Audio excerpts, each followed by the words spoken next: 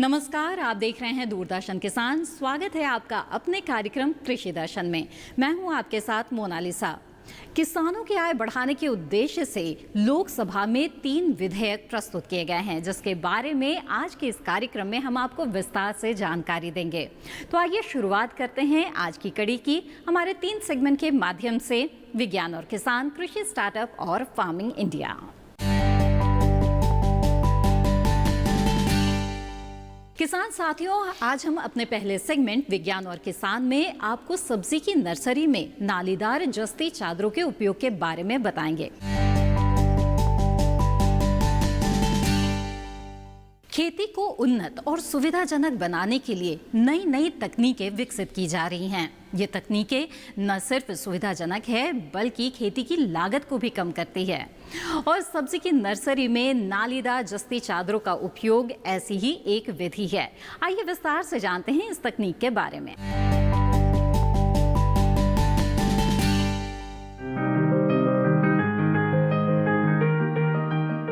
हमारे देश में शाकाहार बड़े पैमाने पर किया जाता है।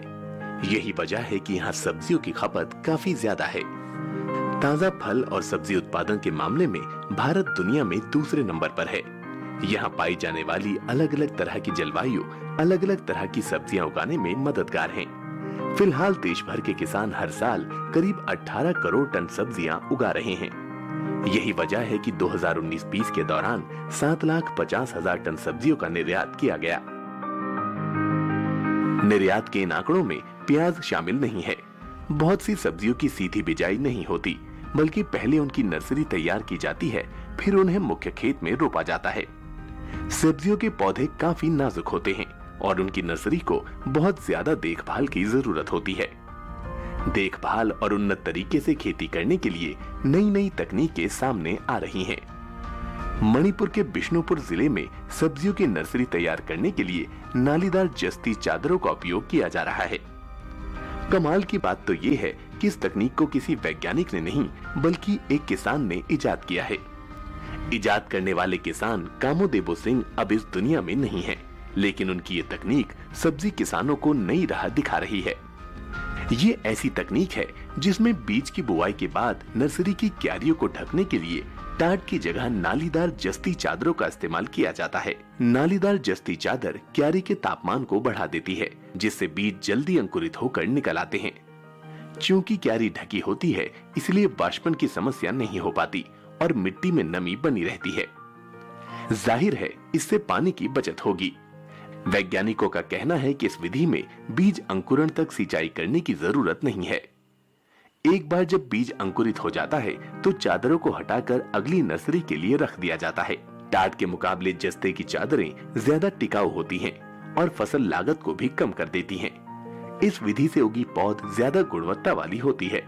इसीलिए जो किसान ऐसी पौध तैयार नहीं कर पाते, वो दूसरे किसानों से पौध खरीद लेते हैं। इस तकनीक को अपनाने के बाद पत्ता गोभी, फूल गोभी और ब्रोकली के अलावा प्याज और टमाटर में अधिक लाभ दर्ज किया गया। 2018-19 के दौरान कामदेबो सिंह ने छोटी सी जमीन से 5.25 लाख रुपए कमाए। बेहतर नतीजों के लिए नर्सरी क्यारियों को अच्छे से तैयार करना होगा।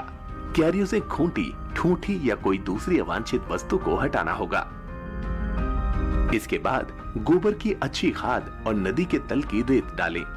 बीज बोने के बाद क्यारियों में गोबर की कुछ खाद ऊपर से छिड़क दें और फिर रोज गेंद से पानी दें। इसके बाद इसे जस्ती चादरों से ढक दें। एक बात का और ध्यान रखें, बीज बोने से पहले नर्सरी की क्यारियों को अच्छी तरह समतल कर लें।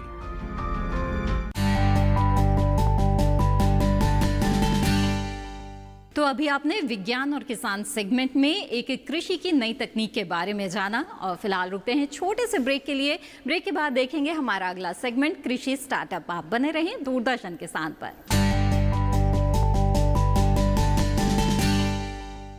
अरे भाई, सुना नहीं क्या? केसीसी ने किसानों का जिंदगी बदल दिया है।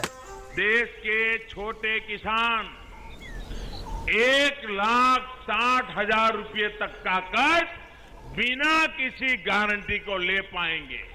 ब्याज खोरों से भी पीछा छुटा। मैं तो जैविक खेती का पूरा सामान मंगा लिया। केसीसी का भी कोई दबाव नहीं है। ब्याज चुकाने के लिए पूरा 1 साल मिलता है। समय पर भुगतान करने पर केवल 4% के सालाना ब्याज पे लोन मिल गया मुझे। अपना आधार कार्ड, लेटेस्ट फोटो और जमीन के कागजात लेके अप्लाई करो बस। और नामांकन भरने के लिए जेब भी ढीली नहीं करनी पड़ी।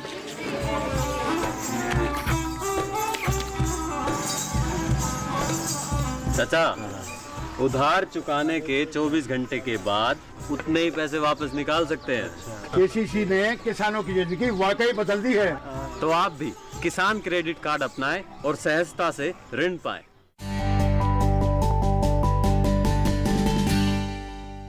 ब्रेक के बाद आप सभी का फिर से स्वागत है। आप देख रहे हैं कार्यक्रम कृषि दर्शन और अब हम हमारे अगले सेगमेंट कृषि स्टार्टअप में बात करेंगे पद्मश्री पुरस्कार से सम्मानित त्रिनिति सावो की।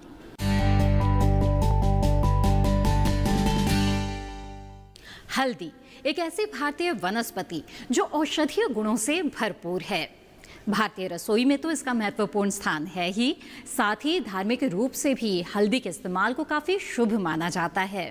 वहीं रोग प्रतिरोधक क्षमता होने की वजह से कई तरह के रोग के लिए भी ये कारगर मानी जाती है। तो आज हम मेघालय की रहने वाली पद्मश्री पुरस्कार से सम्मानित त्रिनिति सावो की बात करेंगे, जिन्होंने हल्दी की जैविक खेती और ख़ास किस्म की हल्दी उपजा करके किसानों के लिए प्रेरणा स्रोत बनने का काम किया है।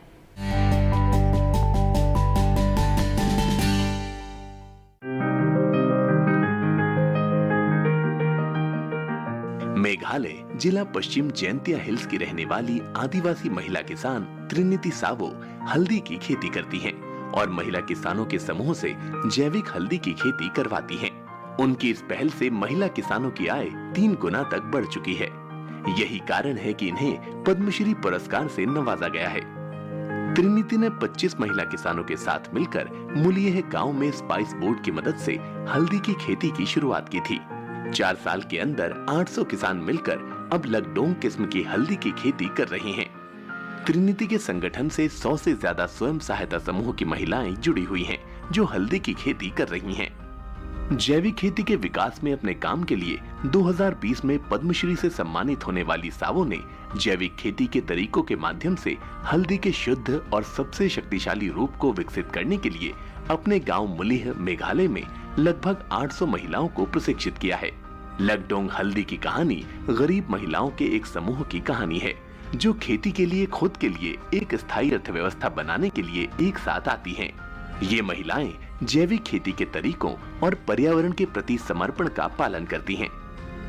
हल्दी की लकडोंग किस्म, जो कि सैयों और उसके स्वयं सहायता समूह में महिला किसानों में होती है, उसमें करीमुन का 6 से 7.5% तक होता है, जो कि हल्दी का मुख्य घटक है, जो इसे चमकीले पीले रंग और विशिष्ट पृथ्वी सहित अपने नमकीन गुणों को प्रदान करता है। अधिकांश भारतीय खाना पकाने की नींव रखने वाला तीखा स्वाद कर्क्यूमिन एक अत्यधिक बेशकीमती औषधीय मसाला है, जिसके बारे में माना जाता है कि इसमें एंटी इन्फ्लेमेटरी, एंटी डायबिटिक और साथ ही कैंसर रोधी गुण होते हैं। मेघालय की जैंतिया पहाड़ियों में स्वदेशी रूप से उगाए गए लकडोंग हल्दी को व्यावसायिक रूप से बिकने वाली हल्दी में सोने का मानक माना जाता है। भारतीय कृषि अनुसंधान परिषद के अनुसार लकडोंग हल्दी में कर्क्यूमिन की मात्रा 7% होती है। दवाओं में इसका प्रयोग बहुत होता है। सामान्य हल्दियों की प्रजाति में कर्क्यूमिन की मात्रा 2 से 5% तक ही होती है। आयुर्वेद में हल्दी का उपयोग कई दवाइयों के निर्माण में होता है। हल्दी की गुणवत्ता का आधार इसमें पाए जाने वाले रंगीन पदार्थ कर्क्यूमिन व वाष्पशील तेल की मात्रा है। सूखी हल्दी या चूर्ण में कर्क्यूमिन की मात्रा 2.6 से 6.6% तक होती है। यदि किसान हल्दी की खेती जैविक तकनीक से करें तो अच्छी उपज के साथ साथ अच्छा लाभ भी ले सकते हैं। जैविक तकनीक से खेती में लागत बहुत कम आती है। ये भी है कि कम खर्च में किसान अधिक मुनाफा कमा सकते हैं। त्रिनिति सावो का मानना है कि हल्दी की जैविक खेती कर किसान अपनी आय दोगुनी करने में सफलता हासिल कर सकते हैं।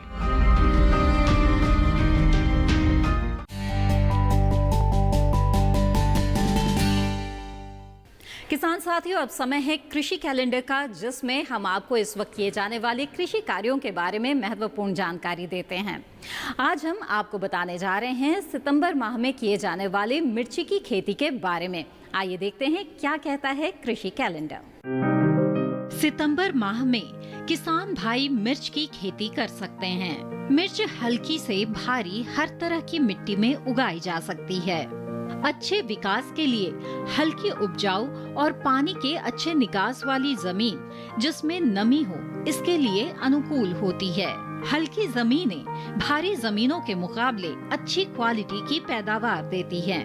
मिर्च के अच्छे विकास के लिए जमीन की पीएच 6-7 अनुकूल है। मिर्च के लिए पौधशाला का चुनाव ऐसी जगह करें जहां धूप पर्याप्त मात्रा में आती हो। जरूरत के हिसाब से पौधशाला में फव्वारे से पानी देते रहना चाहिए। हरी मिर्च की तुड़ाई फल लगने के करीब 15 से 20 दिनों बाद कर सकते हैं।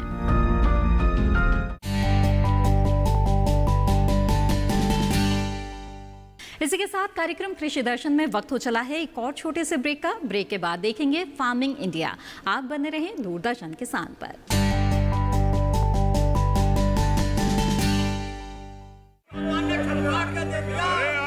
सारी फसल अच्छी होगी भाई।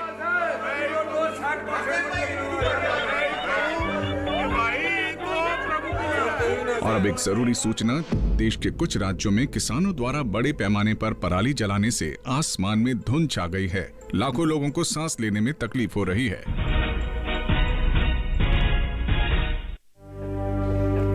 हर साल हम अपने ही घर फूकते हैं और तमाशे बनते हैं।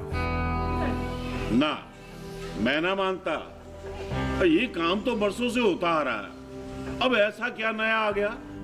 जे देख लो हमारे रतन काका, पिछले साल की पराली जलाने से जो इनकी खांसी उठी थी, जे अब तक चल रही है।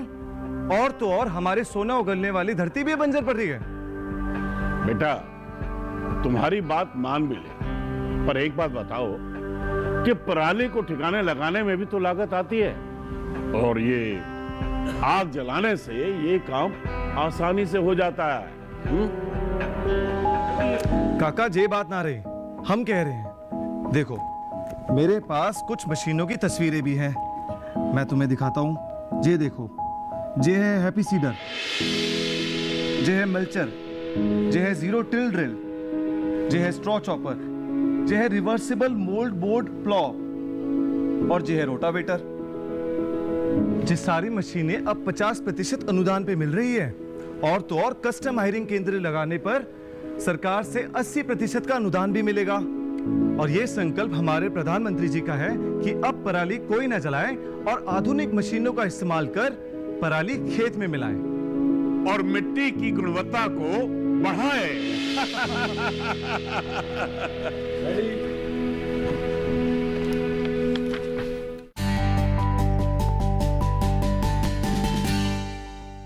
ब्रेक के बाद आप सभी का कार्यक्रम कृषि दर्शन में फिर से स्वागत है। और अब देखते हैं हमारा अगला सेगमेंट फार्मिंग इंडिया। कृषि में बदलाव और किसानों की आय बढ़ाने के उद्देश्य से लोकसभा में 3 विधेयक प्रस्तुत किए गए हैं। ये विधेयक 5 जून 2020 को घोषित अध्यादेश का स्थान लेंगे। आइए विस्तार से जानते हैं इसके बारे में इस खास रिपोर्ट के जरिए। देश में कृषि में बदलाव और किसानों की आय बढ़ाने के उद्देश्य से लोकसभा में 3 विधेयक प्रस्तुत किए गए। ये 5 जून 2020 को घोषित अध्यादेशों का स्थान लेंगे। किसान उपज व्यापार एवं वाणिज्य संवर्धन एवं सुविधा विधेयक 2020, किसानों सशक्तिकरण एवं संरक्षण का मूल्य आश्वासन अनुबंध एवं कृषि सेवाएं विधेयक 2020, आवश्यक वस्तु संशोधन विधेयक 2020। एक लंबे कालखंड के बाद मुझे लगता है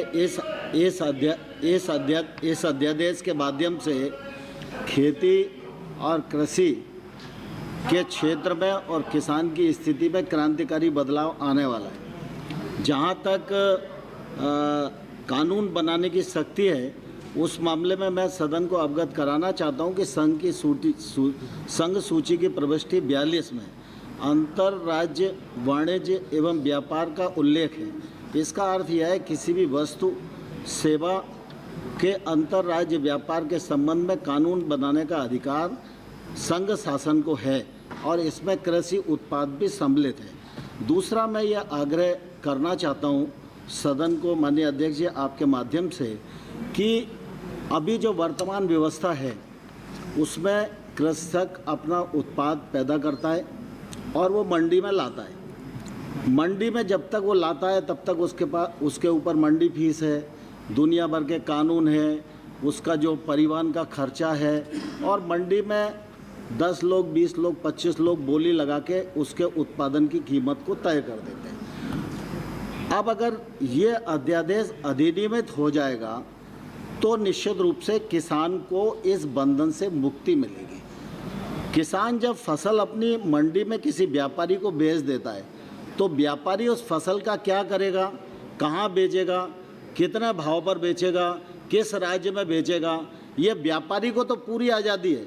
लेकिन किसान जो देश का सबसे बड़ा उत्पादन करता है उसको अपने उत्पादन का बेचने का मूल्य तय करने का, स्थान तय करने का, कैसे बेचेगा ये तय करने का आज तक अधिकार नहीं था। मैं समझता हूँ इस अध्यादेश के माध्यम से ये आज़ादी पूरे देश को मिलने वाली है। मैं आपके माध्यम से माननीय अध्यक्ष महोदय देश भर के किसानों को, राजनीतिक दल के नेताओं को, सभी को ये आग्रह करना चाहता हूँ कि यह जो अध्यादेश है जिसको आज संसद में प्रस्तुत किया जा रहा है इससे एपीएमसी एक्ट पर कोई फर्क नहीं पड़ेगा। राज्य अगर चाहेगा तो मंडियां चलेगी, राज्य का अपना एक्ट है। मंडी की परिधि के बाहर जो ट्रेड होगा वो इसके माध्यम से कवर होगा। दूसरा, जिस प्रकार की बात कही जा रही है कि वो एमएसपी पर फर्क पड़ेगा और फलाना कमेटी की रिपोर्ट है, मैं सरकार की ओर से ये कहना चाहता हूँ एमएसपी है, एमएसपी रहेगी, एमएसपी पर कोई फर्क आने वाला नहीं है। मैं सरकार की ओर से ये कहना चाहता हूँ एमएसपी है, एमएसपी रहेगी, एमएसपी पर कोई फर्क आने वाला नहीं है। और हम प्रधानमंत्री नरेंद्र मोदी जी के आने के बाद वर्षों से स्वामीनाथन साहब की कमेटी की अनुशंसाएं पड़ी हुई थी। उन 200 अनुशंसाओं में 201 अनुशंसाओं में से भारत सरकार ने मोदी जी के नेतृत्व में 200 अनुशंसाओं पर अमल किया और जो एमएसपी थी उस पर भी 50% मुनाफा जोड़कर रबी और खरीफ की एमएसपी घोषित की जा रही है। इससे किसी भी प्रकार का फर्क नहीं आएगा।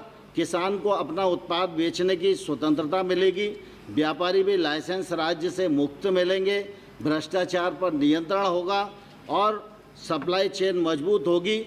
कृषि के क्षेत्र में निजी निवेश बढ़ेगा और ये निजी निवेश जब गांव तक और खेत तक पहुंचेगा, इसी से किसान का उत्थान आने वाले कल में होने वाला है। किसान साथियों, जैसा कि आप सभी को पता है, किसानों को कृषि से जुड़ी महत्वपूर्ण जानकारियां देने के लिए मोबाइल ऐप लॉन्च किया गया है। तो चलिए आपको बताते हैं मेघदूत मोबाइल ऐप के बारे में। मेघदूत भारत मौसम विज्ञान विभाग, भारतीय उष्णकटिबंधीय मौसम विज्ञान संस्थान और Indian council of agriculture research की एक संयुक्त पहल है, जिसका उद्देश्य मोबाइल एप्लीकेशन का उपयोग करने के लिए एक सरल और आसान माध्यम से किसानों तक महत्वपूर्ण जानकारी पहुंचाना है। IITM पुणे और IMD दिल्ली के सहयोग से हैदराबाद में सेमी एरिड ट्रॉपिक्स हैदराबाद के लिए अंतर्राष्ट्रीय फसल अनुसंधान संस्थान में डिजिटल कृषि अनुसंधान विषय द्वारा मोबाइल एप्लीकेशन विकसित किया गया था। ये ऐप मूल रूप से हर मंगलवार और शुक्रवार को कृषि मेटफील्ड्स यूनिट द्वारा जारी किए गए प्रासंगिक जिला और फसलवार सलाह को किसानों की पूर्वानुमान और ऐतिहासिक मौसम की जानकारी के साथ एकत्र करता है।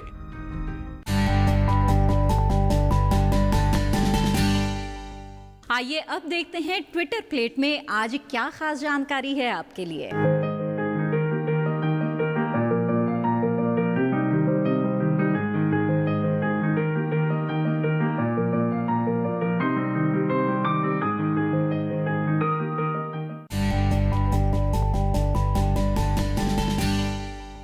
इसी के साथ कृषि दर्शन कार्यक्रम में आज बस इतना ही। कार्यक्रम से संबंधित अपने सुझाव आप हमें भेज सकते हैं। हमारा पता है कृषि दर्शन, कमरा नंबर 10, CPC, दूरदर्शन, खेलगांव, नई दिल्ली 110049। आप हमें ईमेल भी भेज सकते हैं। हमारा ईमेल ID है krishidarshandddk@gmail.com। कृषि दर्शन की आज की कड़ी में बस इतना ही। हमें दीजिए इजाजत। आप बने रहिए दूरदर्शन किसान पर। नमस्कार।